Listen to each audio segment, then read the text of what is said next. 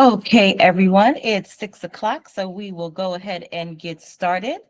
Thank you all for joining us this afternoon as we hear from Dr. Nick Dorian about the secret lives of wild bees. Before we get started, we have just a few ELA housekeeping items. ELA members and non-members alike are invited to join us for our fall events. Register at ecolandscaping.org for any of these fun and educational experiences.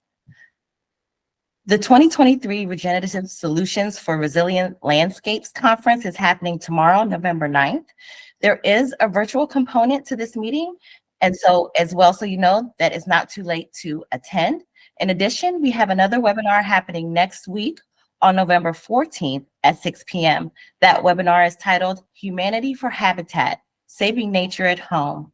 Please feel free to email any ELA staff with any inquiries. Lastly, please be sure to complete the survey link in the chat at the end of the presentation. Without further ado, allow me to introduce Dr. Nick Dorian. Dr. Nick Dorian is an ecologist, an educator, and a naturalist. He received his PhD from Tufts University, where he studied the ecology and conservation of wild bees. At Tufts, Dr. Nick also co-founded and ran the Tufts Pollinator Initiative, which worked to build capacity for community-based pollinator conservation through habitat creation, place-based education, and ecological research.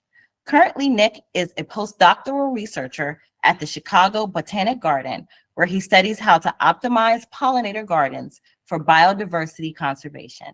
And now, Dr. Nick Dorian.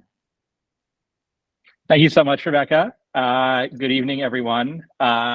It's my pleasure to speak to you all tonight. I'm going to make a plug for the talk next week about building habitats for biodiversity conservation by Dr. Lerman. I think it's going to be a great talk. So highly recommend you go to that one as well. I really love the research they do. Today, we are going to take a deep dive into the lives of wild bees. And I hope that no matter where you are on your bee journey, that you come away with some new tidbits and a new appreciation for these charismatic pollinators. So about 90% of wild plants require pollination from an animal, and about 75% of the global crops, such as coffee, pumpkins that many of us carved a couple of weeks ago, blueberries. And pollination is the successful transfer of pollen from the male part of the flower to the female part of the flower, the stem. And flowers and plants in general have this sort of thorny conundrum, which is that they can't move. So how do they find a mate? Well, many flowering plants, well, in fact, 90% of flowering plants, opt to use an animal to play matchmaker. And they do so by making pretty petals, by offering sweet nectar, and by emitting sweet and fragrant aromas, all with the idea of drawing in a hungry animal, feeding that animal nectar, and then that animal incidentally carries pollen from flower to flower, facilitating the reproduction of flowering plants and making sure our plates are very, very colorful. And now when we think of pollinators, we often think of bees, and that's for good reason. Bees are some of our most important pollinators, especially when it comes to crops. And when we think of bees, I think many of us think of these, and this is certainly the bees that I thought of for the first 20 years of my life. These are European honeybees. Now, there's many things about honeybees that capture our imagination. They live in massive hives of 30 to 50,000 individuals. All the bees you see here on the screen are female bees, the workers, and they are responsible for every task in the hive except for egg laying. The queen is the egg layer, and she lays up to 1,000 eggs per day. And these worker bees take a variety of tasks, from feeding and caring for the brood, which are the baby bees, and also departing the hive and flying to flowers to gather that food to bring back. And sort of about 15 years ago, there was a lot of concern in the media over the die out of honeybees. You might have heard of the term colony collapse disorder. And that prompted a lot of people, including artists, but also celebrities like Morgan Freeman and Angelina Jolie, and even big companies like General Mills to sort of launch large campaigns to save the honeybee. Now, I have a whole TED talk about this. It's called "We're Saving the Wrong Bees." But the short story is that honeybees actually don't need saving. Honeybees are best thought of as agricultural livestock, and factors relating to their persistence, such as disease and transportation to farms for pollination, are issues that stem from the way we do conventional agriculture in this country, and not with environmental health. And so, although there are threats that face honeybees, they're not going to be the focus of the talk today.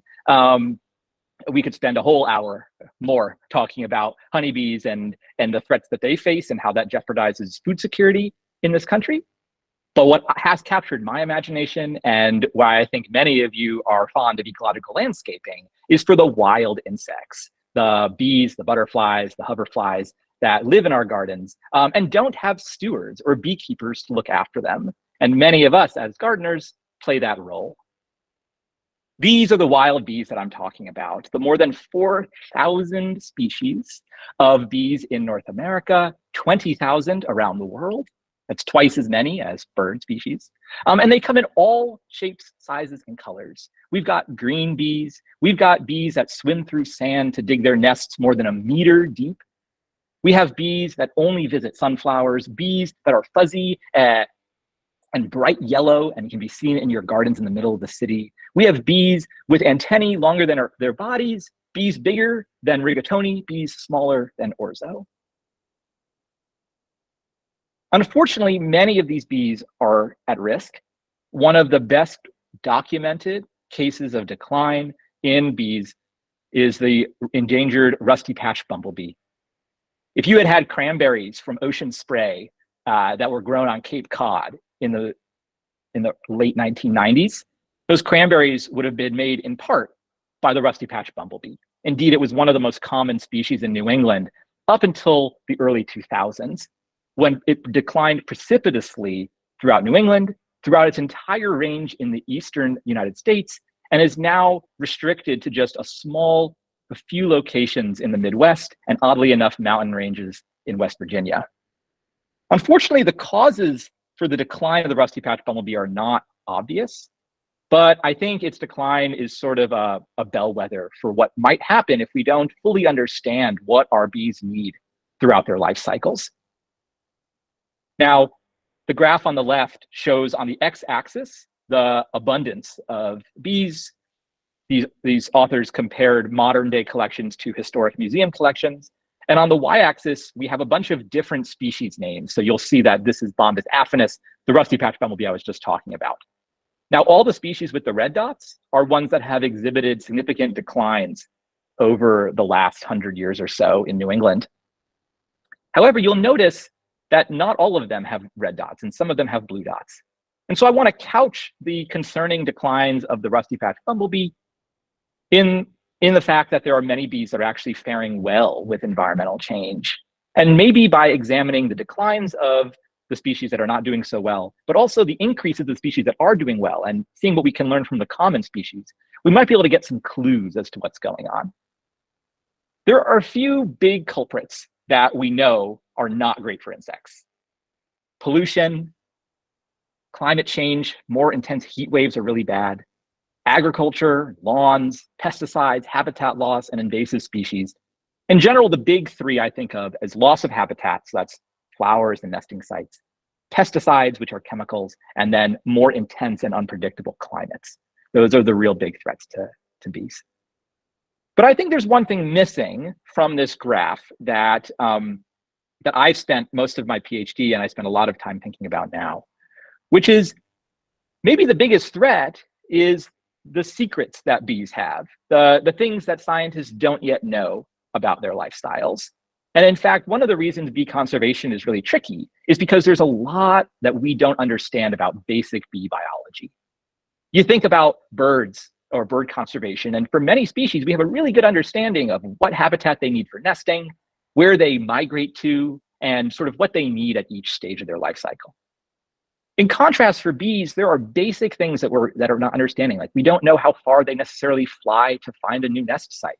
We don't know what the resources they need when they're overwintering or spending the winter underground. And we don't necessarily know what they're looking for when they're looking to build their nests in soils. We do have a good sense of what flowers they like, and in part it's because people love watching bees on flowers, including myself. But there is a lot we can learn. So today, I want to give you a little overview of what we do know about native bees and what things that our current knowledge can teach us for how you might be able to support them in the landscapes that you steward. I think it's important that we all start on the same page, which is like, what is a bee? I'm gonna give you a little quiz to engage the mind a little bit. There's 6 images of insects or things that insects make. And I want you to just take 15, 20 seconds to think about which insects on this grid are bees or not bees. I call this to be or not to be. Which is a bee and which is not a bee. I'll give you just a few moments to think about that.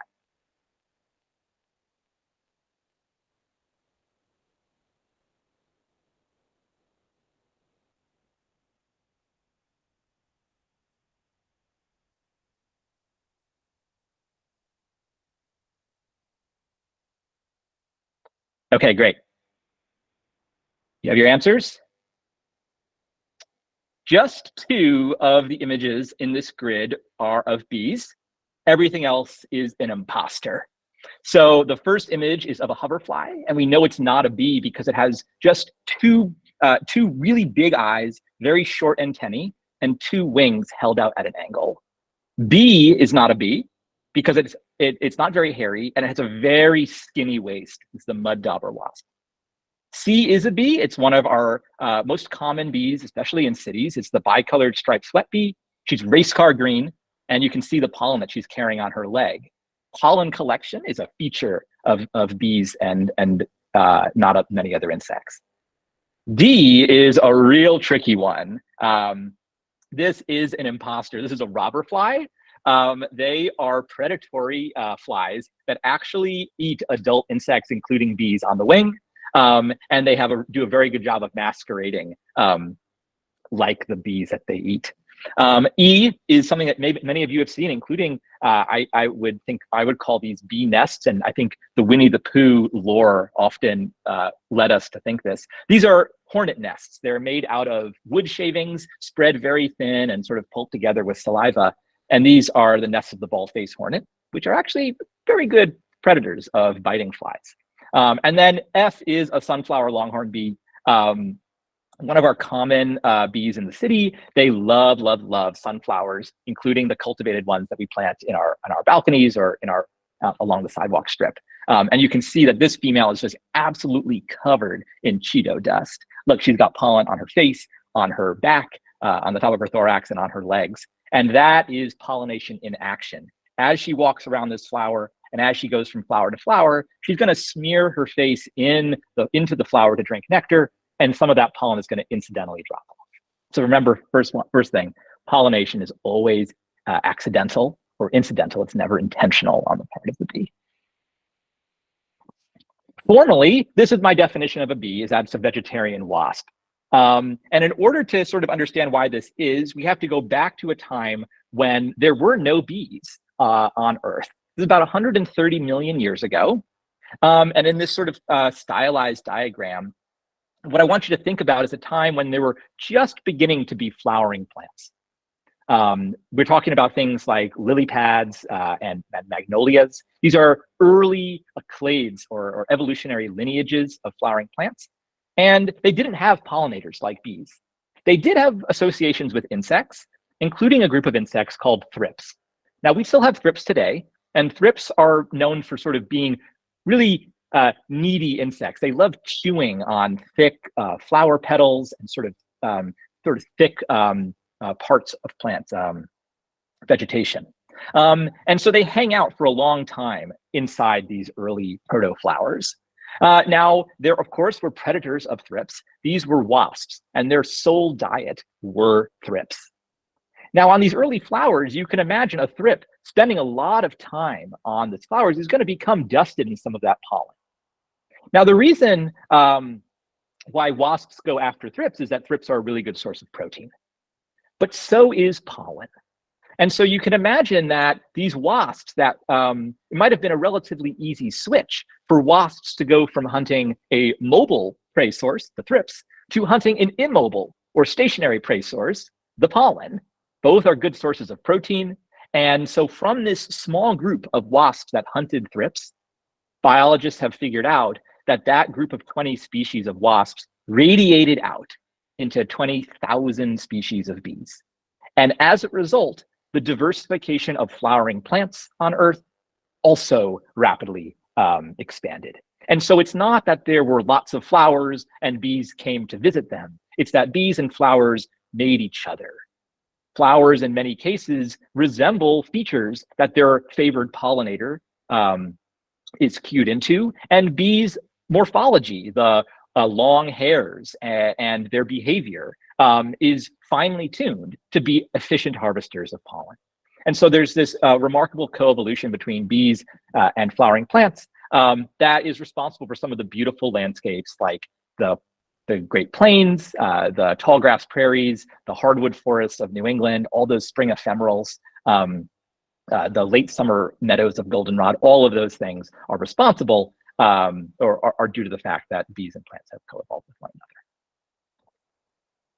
And so, as I just said, bees have a lot of features on their bodies that resemble this, that indicate this relationship. One of them is the presence of branched hairs. So everywhere, somewhere on a bee's body is a hair that has a branch of a hair coming off of it. And all this does is it increases the surface area of the hair and make it really good at carrying pollen.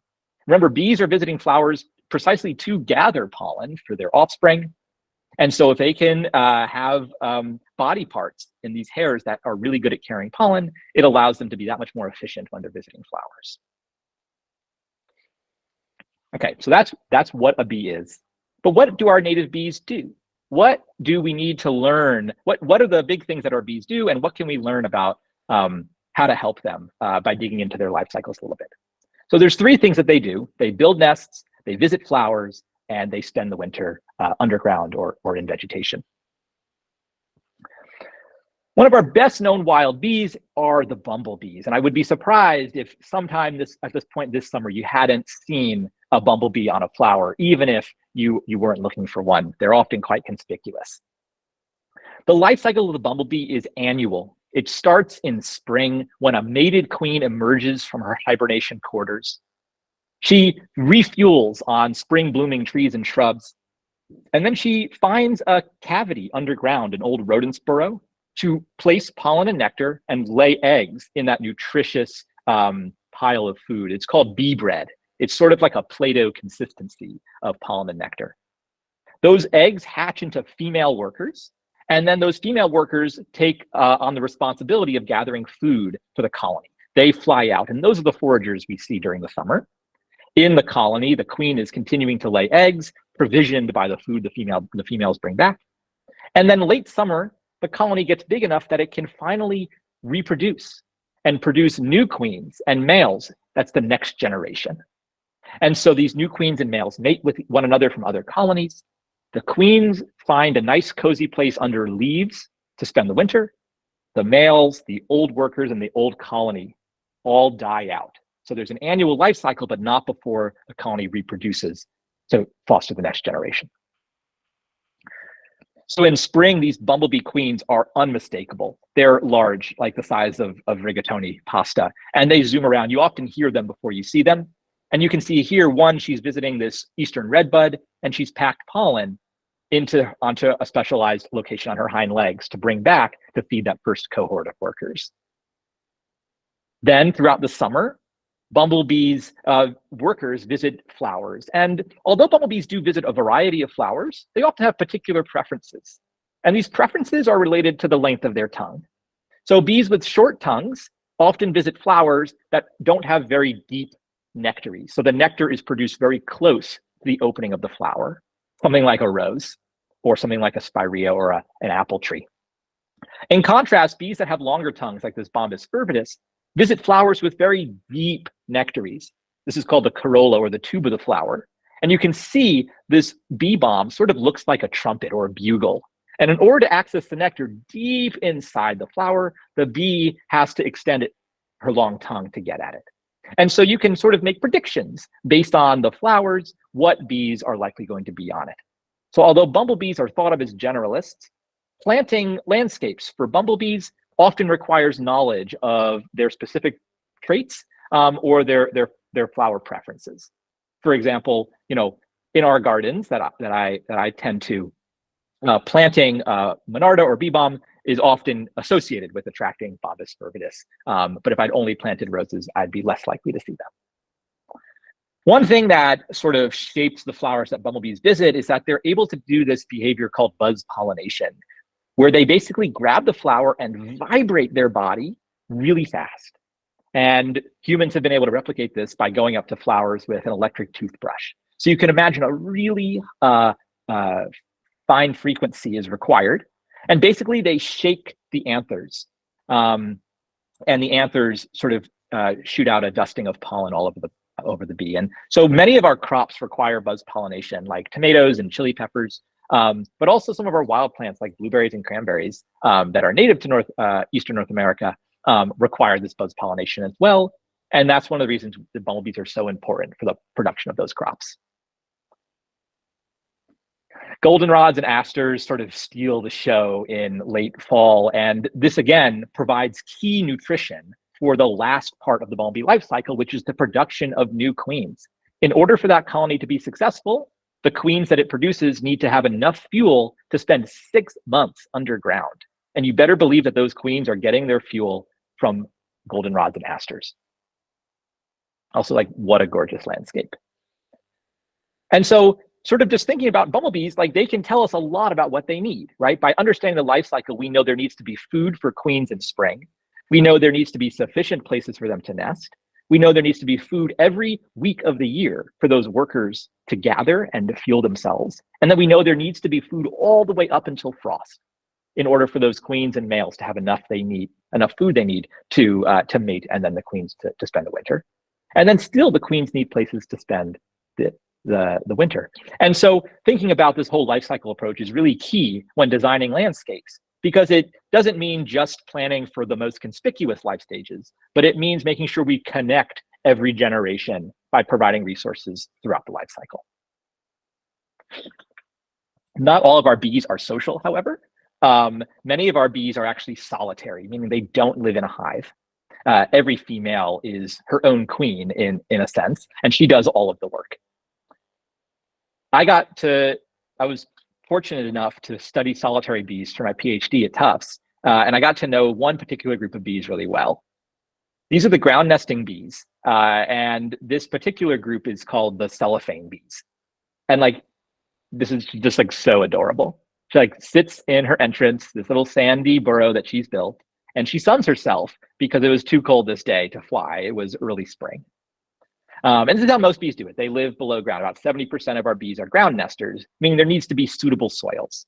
In particular, this bee is very fond of sandy areas like lake shores and the edges of rivers. Just like bumblebees, cellophane bees have one generation per year. There's activity period, and then there's development inside the nest. But unlike bumblebees, that activity period is really punctuated. It's restricted to just a few weeks in early spring.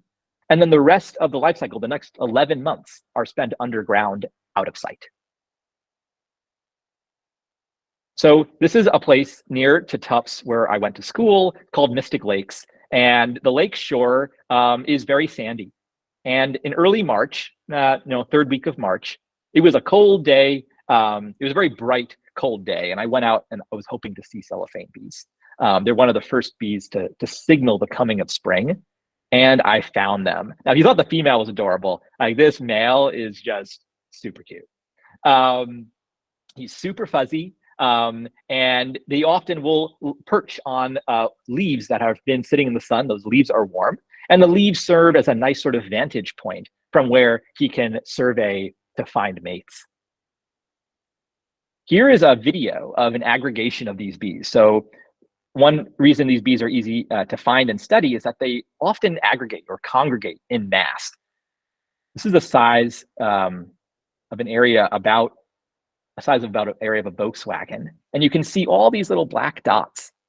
Those are all male bees looking for females. And so it's this sort of weird moment where you're sitting there and it's silent except for the wind. And yet there's all of this activity. I mean, it's still cold outside. There's still a chance of snow. And yet spring is on the wing. And you just sit there and you're just absolutely mesmerized by the activity of these industrious little bees. Now, these are all males, and their goal is to find a female.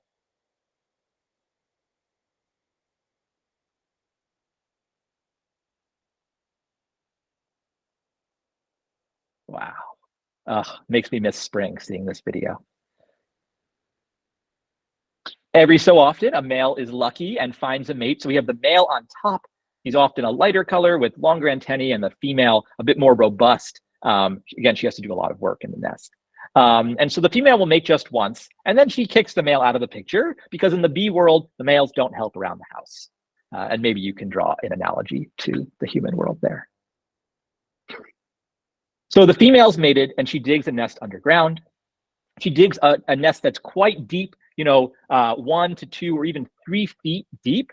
Imagine me, I'm six foot tall. Like, imagine me digging a nest in a matter of weeks. That was the height of the Empire State Building.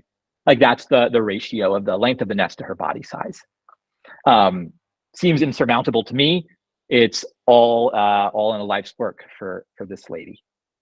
So she sits there sunning herself to get enough energy to fly, and also defending it from intruders. Not me. They're not aggressive towards people. I'm talking about sort of smaller bee-sized intruders. Females live in neighborhoods called aggregations, and that's sort of what you were seeing there, where the males were patrolling around these aggregations. You can see that each of these nests looks like a mini anthill, and the entrance to the nest is about the size of a pencil, or the width of a pencil, which is how I know it's a bee and not an ant. And the females will mark their nests with unique scents. And this is how they find their way back after a day of foraging in the canopy. So the female departs and she flies up into the trees. Her favorites are red maple flowers. So if you didn't know that trees were important resources for bees, this is just another reason to love hardwood forests. Even when there's no leaves on the trees, those trees are pumping out resources. In the case of red maple, they produce both pollen and nectar. And you can see this cellophane bee is absolutely covered in the fine dusting of red maple pollen. She'll then take all of that pollen on her body and she'll scrape it into specialized hairs on her legs, and then carry it back into the nest, where she's created a specialized chamber called a brood cell. So here's a nest that I excavated in Massachusetts, and I've lined the nest with baby powder to make it easier to see. So it goes down about a foot, at the end of which is a brood cell. Now, they get the name cellophane bee because of the way they fashion their brood cells. This material is a natural waterproof lining, akin to cellophane, that the female creates from her own saliva. So she takes her tongue and she smears her saliva on the inside of the soil chamber, and then it hardens into a waterproof lining that she then is able to fill with pollen and nectar. She hangs an egg on the ceiling and she seals it off. And that is all in a day's work. So she spends the evenings fashioning the chamber, the days foraging on the flowers, and at the end of the day, she's produced 1 egg inside of her brood cell. And so in her short 3 to 4 week life, she may only do this 10 to 15 times. Comparatively, like a monarch butterfly can lay hundreds of eggs in her lifetime. But think about the care that this bee gives, all of the careful provisioning and the nice waterproof chamber that the female gives to her baby. Now, being a bee is not without its threats. And this is a predator, a beetle, that aims to not kill the adult bees, but sneak its larva into the nest of an already existing bee nest. So this female beetle, she can't lay eggs. She can't fly. She doesn't eat. All she does is mate and lay eggs. And she'll lay those eggs in the nesting aggregation. And the eggs hatch into little larvae, beetle larvae, that scramble all over and hitch a ride on the backs of an adult bee. The female bee carries those beetle larvae down into the nest. The larvae hop off, kill the bee larva or the egg, and then kill each other until just one beetle remains. Now, from that nest next year, a beetle, not a bee, is going to emerge. And I know what you're thinking. You're like, well, why do we care about the beetle? Aren't we only interested in bees? And it's like, no, no, no, no, no. We can't malign the beetle. The beetle's presence in this nesting aggregation is an indication that our bee population is healthy enough to support a higher trophic level. And all of these relationships is part of what we're aiming for when we're building ecological landscapes. We're looking not only for pollination services between bees and plants, but also for predator-prey interactions between parasites like this beetle and prey like these bees. So it's finally Patriots Day or early May in Boston, and the bee aggregation has subsided at the lakeshore. And for the next 11 months, those bees will develop underground, or beetles will develop underground until the following spring, when their favorite plants are in bloom again, the maple trees and the serviceberry trees. And they'll emerge from hibernation, ready to start the generation again. Other bees adopt a different approach. They actually live above ground. We have 3 flavors of above ground nesting bees. We have renters, we have excavators, and we have architects. Architects are really neat, but they're not particularly common. They fashion their nests out of pebbles glued together with tree resin. So we're going to focus on renters and excavators. There are 2 kinds of common bees that excavate or that rent nests. These are our mason bees in the genus Osmia. They're often bright metallic green or blue. And we have leafcutter bees in the genus Megachile. And the thing that unites these bees is, one, the females carry their pollen not on their legs, but underneath their bellies. So here's this leafcutter bee, and she has a big, thick brush of hairs underneath her abdomen, which she'll use to carry pollen. And the other thing that unites them is that they use a diversity of materials to line their nests. So they don't make their brood cells out of cellophane, but rather they make their nests out of various materials, in this case, mud or leaves. So when the female is looking for a nest, rather than digging a hole underground, she finds an already existing cavity above ground. Many of you might be familiar with things like bee hotels, which aim to support these kinds of bees, not our ground nesters. So a bee hotel is basically a structure that consists of hollow tubes, and these hollow tubes are suitable cavities for mason bees and leafcutter bees to rent. Now, there are definitely some hesitations, and I don't always recommend bee hotels as a great conservation tool. I don't have time to get into it right now, but if you're curious about the pitfalls of bee hotels, please ask a question and I'll be happy to answer it.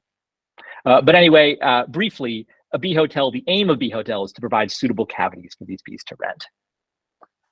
And you can, if we take a peek inside a bee hotel, we see that there's several different materials that these bees use to line their nests. So the leafcutter bees will make their brood cells out of leaves. Our resin bees will line their nests out of tree sap, and our mud bees will mason bees will line their nests out of mud. Now, one really neat thing about bees, which you may or may not know, is that bees can actually control the sex of their offspring. And so in humans, there are females have 2 X chromosomes, and males at birth have an X and a Y chromosome. In bees, it's not the X or Y chromosome that matters, but it's rather the number of copies of chromosomes that you have. And so a fertilized egg, an egg plus a sperm, is destined to be a female, and an egg without a sperm, so just an egg, 1 copy of chromosomes, is destined to be a male. And females can choose whether they lay a female or egg, a fertilized egg or not. And so they know inside the nest where they can position males and females. And this is important because in many species, males come out before the females in order to patrol the area to find mates. And so if a male is trying to push through all of the female bees to get out, he might risk damaging or killing his siblings in the process. And so the females will actually lay the females to the back of the nest, and she'll put the males closer to the entrance to avoid that sort of emergence competition. When I was walking through the city, I noticed this redbud leaf that was cut in an interesting way. No, this is not like an interesting Swiss cheese variety of redbud, but rather it's actually a clue that a leafcutter bee has been in the area. These sort of discs cut out of the margins of the leaves, not the interior, but the margins, indicate that a leafcutter bee has been here gathering materials to line her nest. This is a theme that bees not only pollinate, but they also have predators. This is another kind of predator of a bee. This is a wasp that hangs on the outside of a bee nest, a renter bee nest, and lays eggs inside. So I want you to take out this video. Here we have a linear section of nests. The females are likely at the back and the males are closer to the front. And here the wasp has sort of wandered in, and you'll see this long ovipositor, the egg-laying organ, has entered this chamber back here. I just want you to watch what happens.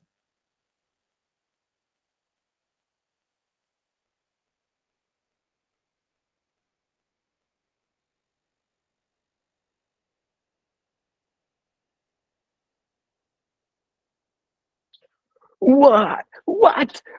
It gets me every single time. Look at that. The egg, the wasp just laid an egg inside of the nest of a bee. And this wasp is so sneaky because the female bee has already sealed up this chamber. So the wasp has bypassed the brood cell the female is actively working on and has laid an egg deeper into the nest, meaning the female bee can't kill the wasp or can't evict the wasp egg. The wasp has been very strategic in laying the egg inside deeper into the nest so that her wasp baby can't be disturbed by the mama bee. And unfortunately, this bee cell is probably destined to be a wasp, not a bee. And it's only a matter of time before this wasp comes and munches the bee that's developing in there. But again, healthy wasp populations means healthy bee populations. The other kind of bees that live above ground are our excavators, and we have two flavors. We have our large carpenter bees. Many of you might be familiar with damage to your wooden deck. And then we have small carpenter bees, which are far less intrusive into the lives of humans and live typically in sort of pithy stems like raspberry canes or elderberry stems or sumac stems. So on the left, we have our small carpenter bees, which are small and shiny and metallic blue. And you see that rather than using mud, leaves, or resin, they actually build their nest partitions out of the stem pith itself. And so making sure they're cut stems in your landscape or stems that are left standing is critical to providing habitat for our small carpenter bees. Now, traditionally, our large carpenter bees, our Xylocopa, would live in dead snags in the woods. Humans have removed most of those dead snags, and so the carpenter bees are left with building their nests in wooden decks. Now, unfortunately, this can be quite problematic and sometimes jeopardize the integrity of your deck. And so I recommend always sort of non-chemical approaches.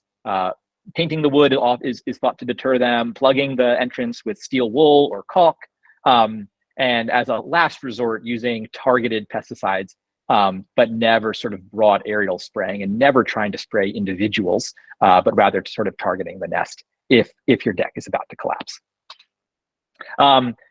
The carpenter bees in this case actually do remain in the same location year after year. It's a lot of work chewing through all of that cellulose. And so they, rather than finding new places to live every year, they sort of extend these galleries. So if you can be proactive and nip the nest in the bud as it's getting established, that will be your best chance at making sure it doesn't grow.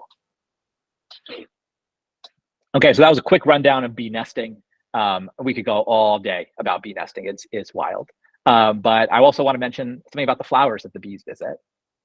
So as I mentioned, bees are vegetarians. Their main source of protein comes from nectar, which is sugars, carbohydrates, and pollen, which is protein. I like to think of nectar as sort of like Gatorade for bees in the sense that it doesn't just contain sugar, but some important electrolytes that they need to function physiologically. And then the pollen is your main source of protein, most of which is destined to be fed to a baby bee back in the nest. As adult bees, just like adult butterflies, they don't grow as adults. Like when a bee emerges from the nest, it's the same size as its whole life. All of the growth happens as a larva in the nest. it spins a cocoon and metamorphoses and then emerges as an adult that doesn't change size. And so the pollen is not necessarily for adults, although some adults will eat pollen. Most of that pollen is destined for the larvae developing in the nest. As I mentioned earlier with the bumblebees, the flowers that bees visit is often matched to their tongue length. So bumblebees have, as a group, collectively have sort of longer tongues, although there's variation within that group. But smaller bees, like our masked bee on the right, that looks more like a wasp than a bee, has very short tongue, and so preferentially visits flat flowers, sort of like Queen Anne's lace or wild carrot, or things like golden Alexanders that are sort of more like a dinner plate rather than a trumpet. Plants place a lot, often give a lot of sugar in nectar, but sometimes the shape of the flower, such as this tubular salvia, is not well tuned to the local pollinators. In this case, this is an exotic flower that someone planted in their garden. This carpenter bee, not too happy that its face doesn't fit inside the tubular flower, and so it's resorted to other measures. It uses those mandibles that are great for excavating wood to actually slice a gash in the base of the flower and use its tongue to sip nectar out of the base. This is called nectar robbing. And so if you go up to tubular flowers in your garden, things like salvia, but also like hostas, or if we're talking native plants, things like bee balm, look at the very base of the flower for a little slit. Oftentimes it'll be discolored because its flower has been bruised. And so once carpenter bees make these slits, other bees will often be crawling on the outside of the flower to take advantage of the little nectar robbing slit. Bees also stock the pantry back at home with protein-rich pollen. Pollen can be very nutritious, and this is one reason why bees are able to sort of grow on a pollen-only diet. Bees are vegetarians or vegans; they exclusively eat floral products. When a bee is on a flower, it wants to make sure that pollen is returned to the nest safely, and so a variety of strategies are used. Some bees, like our renter bees, like our leafcutter bees, will actually carry it dry beneath their abdomens, on their butts or their bellies. Some other bees will carry it on their legs. In this case, our green sweat bee, she's carrying pollen packed into long hairs on her legs. And then a small group of bees, the bumblebees and our honeybees, actually pack nectar into the pollen and create a wet little paste. Now, the reason for doing all of this and carrying pollen in specialized parts on the bee's body is because pollen is a precious resource to a bee, and flowers really want that pollen to be deposited on their anthers or on their stigmas, not brought back to the nest. And so there's a little bit of tension between bees and flowers. I like to ask the question, who's in charge? Is the flower in charge? Because its floral shape can sort of place pollen in particular parts on bees' bodies, or is the bee an autonomous, free-flying insect in charge because it's able to place pollen out of the reach of the flower? So happy to entertain that question in the question section as well. It's really sort of interesting to note the tension between flowering plants and bees, and the strategies that both employ to make sure that they get what they want out of the partnership. And of course, I anthropomorphize, but those sorts of pressures is what shapes what bees look like and what flowers look like. About 30% of our bees are actually very picky eaters when it comes to pollen, and not pollen from any flower won't do. So there are sunflower bees that only visit sunflower for pollen. There are blueberry bees, like some of the bees that I got to know for my degree, that only visit blueberry flowers for pollen. And then there are bees in the fall that only come out in the fall because they visit only goldenrods and asters. And so the timing of when bees are active is often related to how picky they are on the flowers that they visit. One of my favorite specialist bees is found in community gardens and farms all over North America.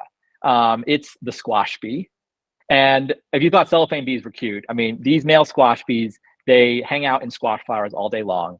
And you can see the really big squash pollen grains, sort of like little planets hovering around these bees' bodies. Now, if you're thinking about this for more than a hot sec, you'll realize that squash is not native to most of Eastern North America. In fact, it's native to a smaller region in the desert Southwest. However, squash was a critical component of the diets of indigenous peoples.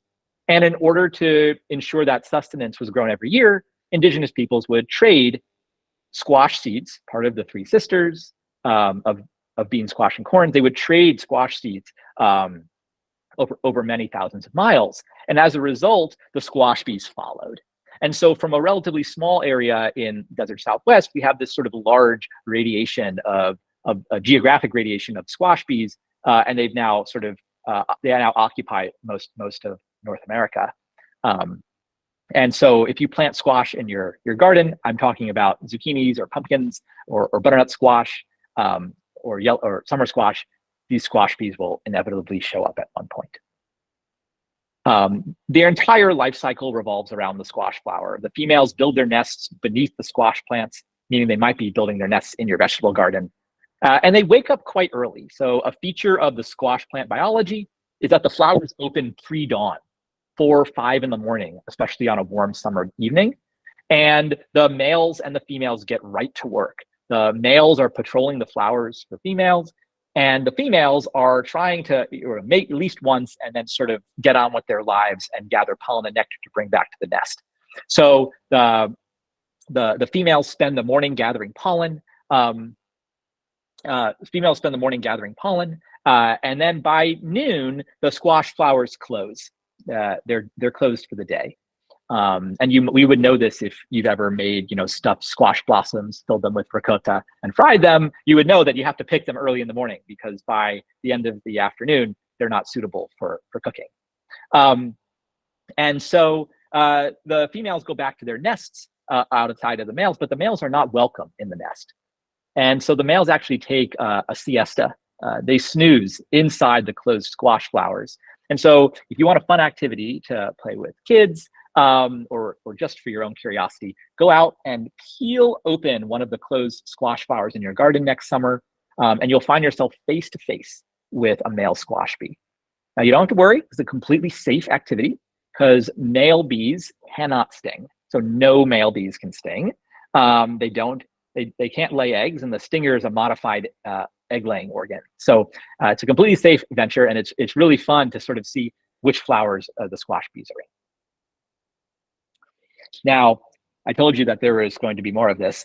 There is a predator of the squash bee that threatens to disrupt this harmony. This is the cuckoo bee, the squash longhorn cuckoo bee. And this bee, its life entirely revolves around the squash bee's life. So the female cuckoo bees look for a hole in the ground where a squash bee is building her nest. She waits for mama squash bee to leave. The cuckoo bee slips in, lays an egg in an open brood cell, and slips out undetected. The mama squash bee comes back, seals up the brood cell, and inside, she's locked a killer. The cuckoo bee larva hatches with huge, enormous mandibles, and the cuckoo bee larva slices the host bee in half. Doesn't eat it because the cuckoo bee is a vegetarian, just like all bees. So does not eat the host bee, but just slices it in half and then develops on the pollen.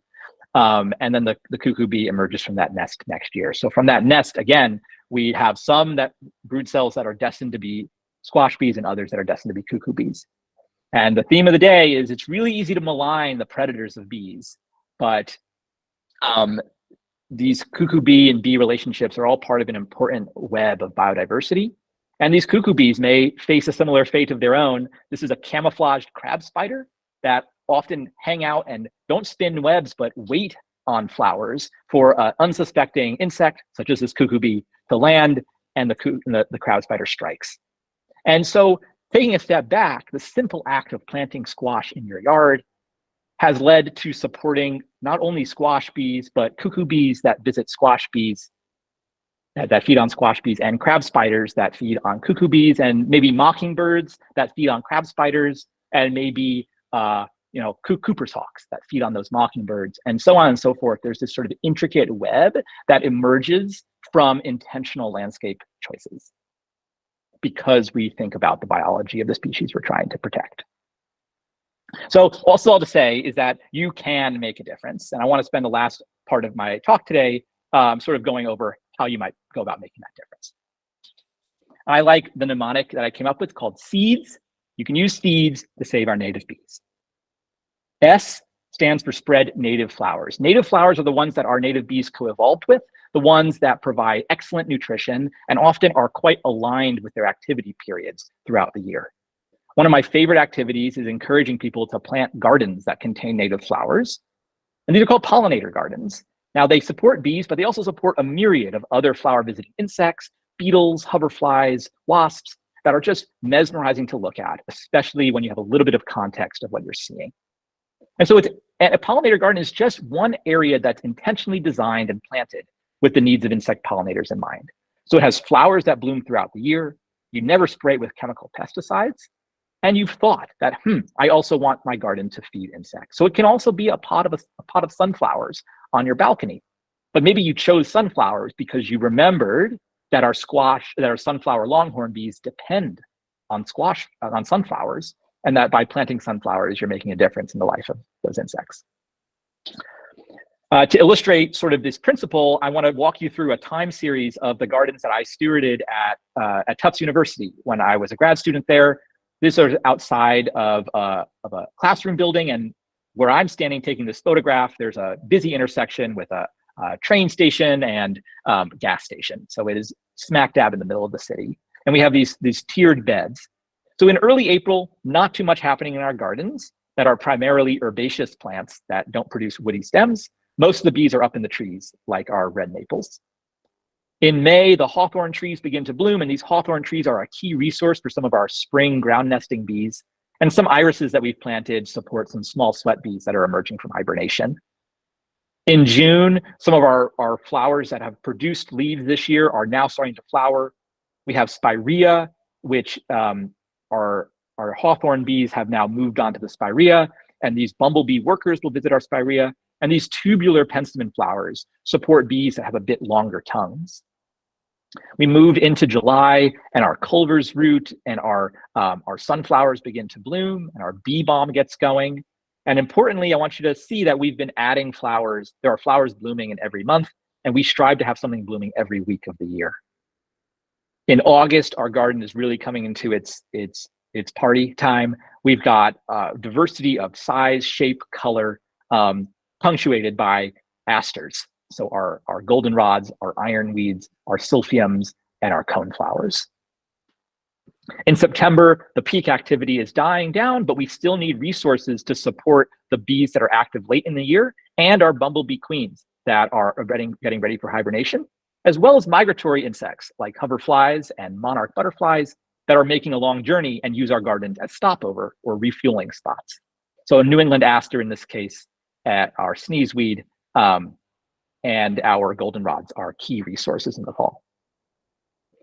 And then in October, our gardens go into a different way of supporting the local ecosystem. The seeds that our pollinators helped produce go to feeding migratory sparrows. They go to feeding little deer mice that burrow into our beds. Those deer mice in turn excavate nests that may be homes for future bumblebees. And so you can see after just a short period of time, just 3-4 years of our garden, already we're starting to see pretty complicated interactions occurring in just 500 square feet. In New England, where I'm most familiar with the landscape of the pollinator gardening world, here are some recommendations that I have. So in the Boston area, blue stem natives and Wing and a Prayer Nursery in Western Mass, but also there's some great projects happening throughout New England and New Hampshire, as well as up in Maine. And I encourage you to check these out or take a screenshot so you can remember. I have some favorite picks for bees. It wouldn't be a talk without concluding with some favorite picks. So these are top 8 picks I've picked because I think they do well in many cultivated sort of garden landscapes. They vary in a variety of features such as color, shape, size. They do well in a broad range of soil conditions, and they support specialized interactions. So our wild bergamot, our bee balm is really important for those sort of long-tongued bumblebees. Our lance leaf coreopsis here supports early season aster specialists. Our New York ironweed supports a bee that only visits ironweed. And then it wouldn't be a garden without New England aster or goldenrods that go a long way to supporting our late season species. There's bonus. What if your garden isn't super sunny? What if your garden is very shady? Don't worry, I got you covered. We've got plants like wild geranium, which support a specialized bee. We have golden alexanders, which when planted near forests can support multiple specialized ground nesting bees. We have dogwoods, which are not, these are dogwoods that are shrubby, which have 3 specialist bees that visit these shrubby dogwoods. Great blue lobelia, calico aster, or other wood asters. And there are shade-tolerant goldenrods. And so there's lots of options if you want to make your shady yard or shady landscape suitable for bees. And there's more bonus flowers. We also have trees and shrubs like red maples, shrubby willows, eastern redbuds, meadowsweet, which is our spirea, high bush blueberries, cherry trees, all of which are really great. Things that are in the rose family are particularly good.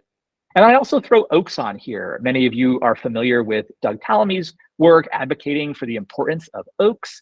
I'll add that even though oaks are wind pollinated and don't produce nectar, many bees will visit oak flowers for pollen. And so having oaks in your landscape, this is just another reason to add an oak tree to your landscape. When you're picking flowers at the nursery or for your landscape, just avoid heavily bred flowers, ones that are designed for people and not insects. Often they're called doubled flowers, where the petals have been maximized for aesthetic appeal, but this actually can minimize the amount of nectar and pollen these flowers produce.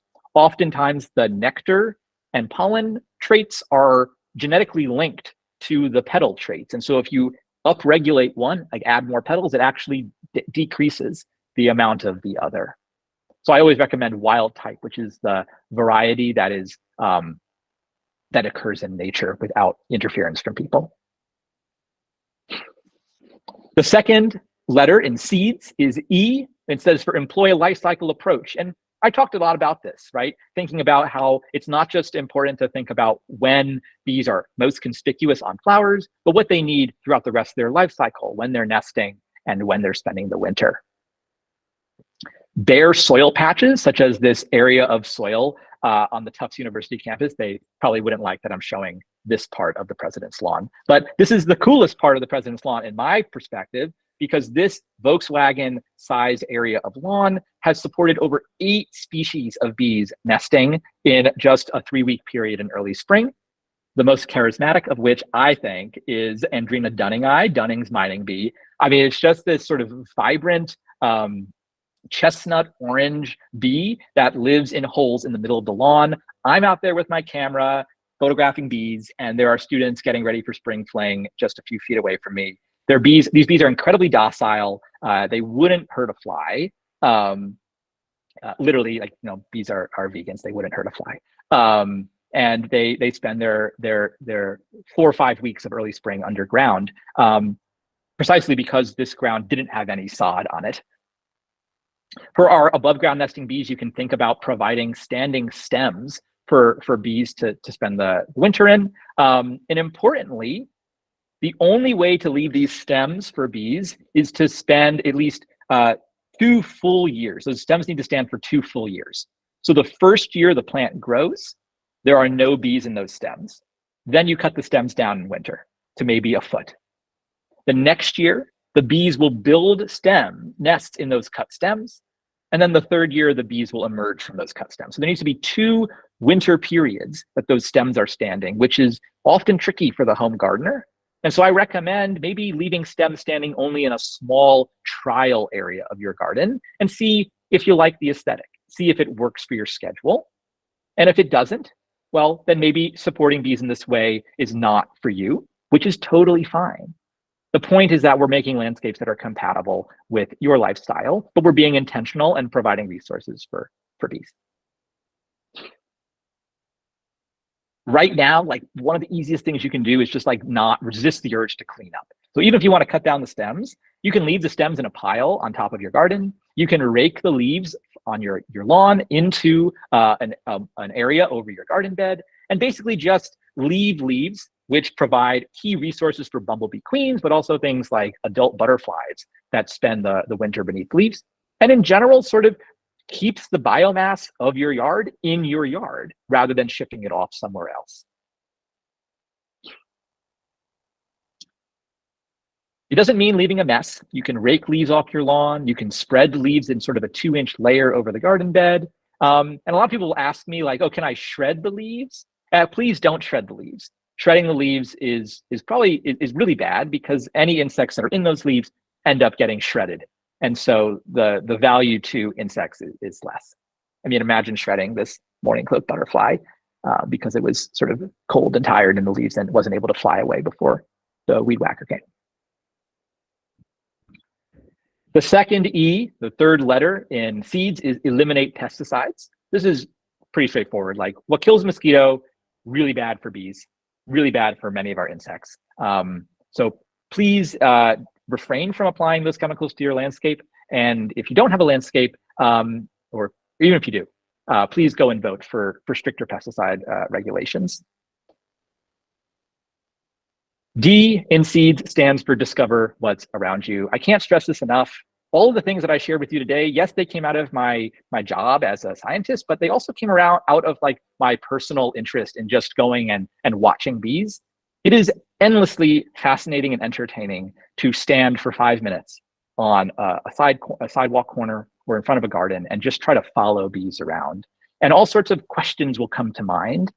I find that by paying attention to the insects, you begin to feel something for insects. And I think that's something that I struggled with for a long time, was having empathy for insects, especially in a culture where insects are often maligned rather than revered.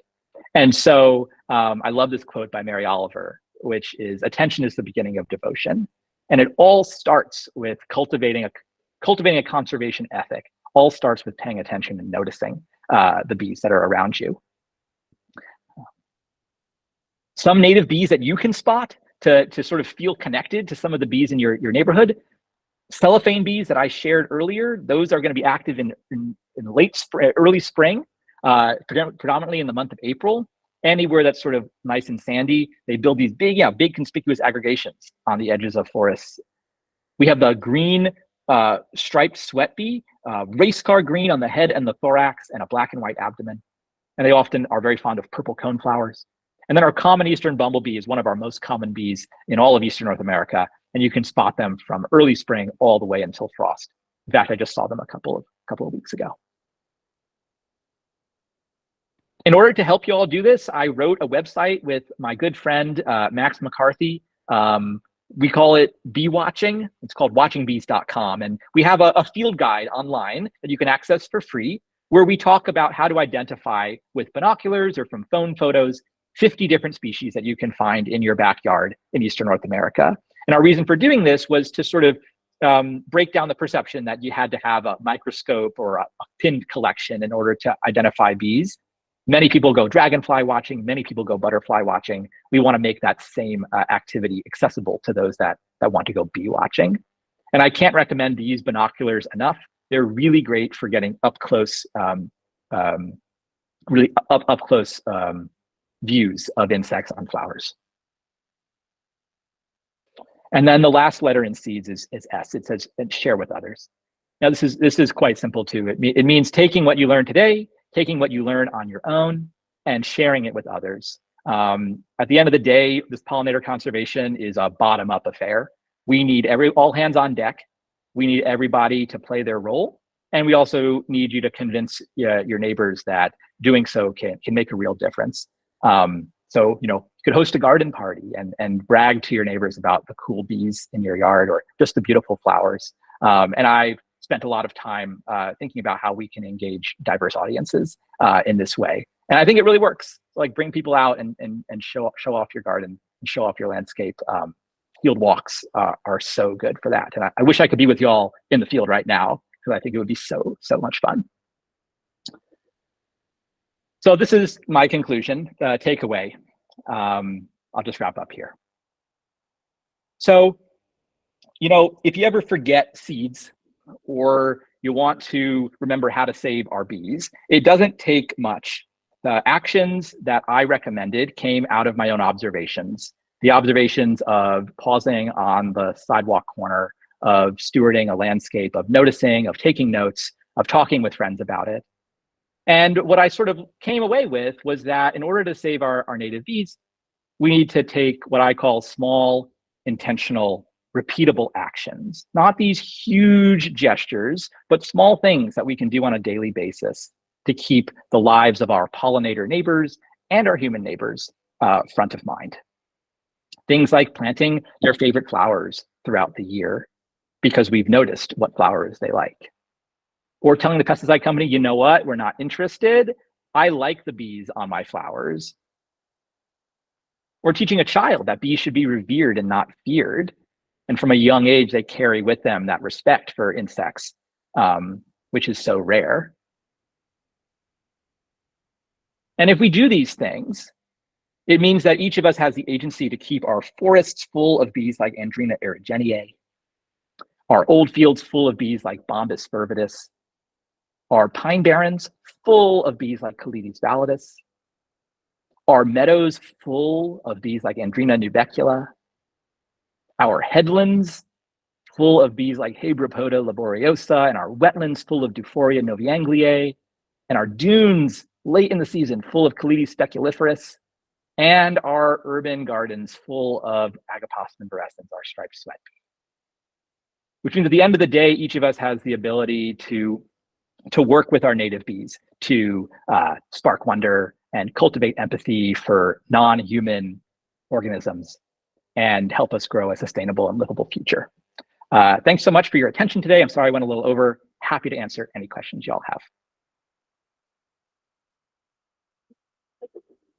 We do have a couple of questions that are in the chat. The first from Ann Dorfman. A few weeks ago, she saw a number of very small bumblebees, and she was surprised how small they were. What were they, and were these males? She saw them, I think, in Patience.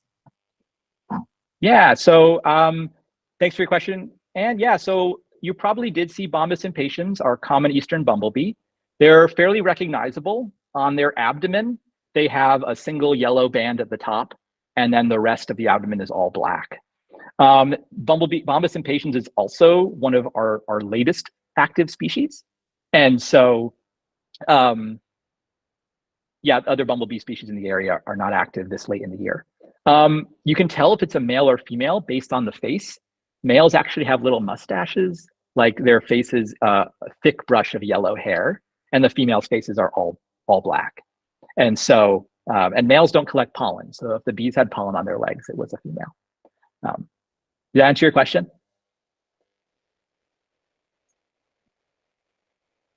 I'm not sure, but there's another Okay. question from Anne. When I leave stems up to 12 inches sometimes by the next fall, I notice they have fallen over. Can I pick these up and make a pile of them someplace else so the garden looks neater? If so, should I leave it upright or horizontal? Yeah, so you can definitely pick the stems up and you can place them in a pile. They might not be used for bees if they're on the ground. So if they're touching the ground, those stems are susceptible to rotting, and bees aren't going to use them. So you can stick them vertically in the ground. At the end of the day, it's just a stiff cavity that the bee is looking for. But also don't worry about it. Like if the stem falls, the stem falls. And that's all part of it. So I think it's great that you're already thinking about leaving your stems standing for bees, though. Okay, another question from Kathy. Nick, I'm a part of a town conservancy, and we are establishing a native wildflower meadow along with native shrub areas. Can you recommend someone at Tufts who is studying bees whom we could hire to do an inventory of our existing bees? Yeah, Kathy, if you send me an email to the email address on my on the screen right now, I'd be happy to connect you with the right people. Okay, let's see. Next question. What are your concerns about bee hotels? And another question about just the last question is just asking you to talk about the bee hotels. So kind of a Yeah, two-in-one. of course. So as any good hotel manager would tell you, you have to be attentive in order to make sure your guests are happy. And I think this is the biggest pitfall that folks that put bee hotels up fall into. It's that it's really easy to put up a bee hotel, but it's really hard to be sort of an attentive steward. So concern number one is that you've put a plan in place to make sure that you're cleaning out abandoned cavities to make sure there aren't pathogens that build up. And so every year when the bees emerge from those cavities, you can go in there and take like a long Q-tip or a Q-tip attached to a skewer, and you can clean out the cavities with sort of a light bleach solution or a vinegar solution just to sort of kill some of the pathogens that have built up. Remember, the bees are sort of eating, defecating in there, and it's sort of, you don't want new bees to live in those abandoned cavities. The second issue, the second issue with bee hotels is that the cavities from many commercial vendors are often way too small, short. So cavities need to not only be the correct diameter, but the correct depth. And cavities that are too short will lead females to only produce males and no females. And that's not good for the next year's population. And so things to look for when you're buying bee hotels would be cavities that can be removed, bamboo rods or paper straws that can be removed. Also, putting a plan in place to manage them yearly. That being said, I think the best thing you can do is plant a garden and not spray that garden with chemicals. Bees have a real knack of finding a place to build a home. I've seen bees building homes in the cracks in the sidewalk, in the grout in my front steps, and I didn't know that my front steps were a bee hotel, but the bees told me it was a hotel. And so without having to do anything, bees were able to find their nesting sites. And I think one thing that everyone can do that is backed by scientific evidence is that by planting more flowers, we can attract greater diversity of insects. Thank you. And Heidi would like to know the second E in seeds. The second E in seeds is employ a life cycle approach, which is basically by planting flowers, we've targeted adults that need to reproduce and fuel, but we haven't thought about what the immatures and the babies need throughout the rest of their life cycle. So maybe not tilling the soil in your garden because bees are developing there. Maybe not cutting down the stems in your yard is what I mean by a life cycle approach. Okay, and then Anne gave us some clarification on her previous question. Question about small bees was about Bombus impatiens bumblebees. The ones I saw were much smaller than the regular size Bombus impatiens by 25% or more, but still had markings of Bombus impatiens. Why would these have been so small? Would it have been because they were male? She didn't check their faces. Thanks for the clarification, Anne. So bumblebees in particular are known for their large variation in size. So in bees, the size of the adult is determined by how much food they're given. And within bumblebees, you can have remarkable variation, up to 10-fold variation in the size of adults. The queens being the largest and the workers and males often being the smallest. Now, one thing that would lead to a small bee is a lack of food. And actually, interestingly enough, scientists have documented systematic changes in the body size of bees towards smaller individuals. And one hypothesis is that this is due to less food on the landscape. And so there isn't one reason that they're small is because they didn't get enough food. But it's not something that is particularly concerning in the case of bumblebees, given that there's often wide variation within their populations. Okay, thank you. And do we want to do things to avoid supporting the predators? We do not. We want to support the predators. And in fact, I think seeing predators of bees and other insects in your yard is one of the things that makes bee watching or pollinator gardening so enchanting. As much as I love finding a new bee for my garden, I love seeing an ambush bug in action or a crab spider in action. Seeing a cuckoo bee is a treat. They don't see them all that often, and I know that something is working. For example, in our gardens at Tufts, this past year, we saw the most cuckoo bees that we'd ever seen of a particular species, and that was after 4 years. So there are, I'm not saying necessarily that we've like rescued the population, that it was in trouble, but basically by seeing them, I know that something is happening, and we're supporting not only flower and bee interactions, but also bee predator interactions. Yeah, the second E is, so it's spread native flowers, employ a life cycle approach, eliminate pesticides, discover, and then share. And in response to Heidi's question.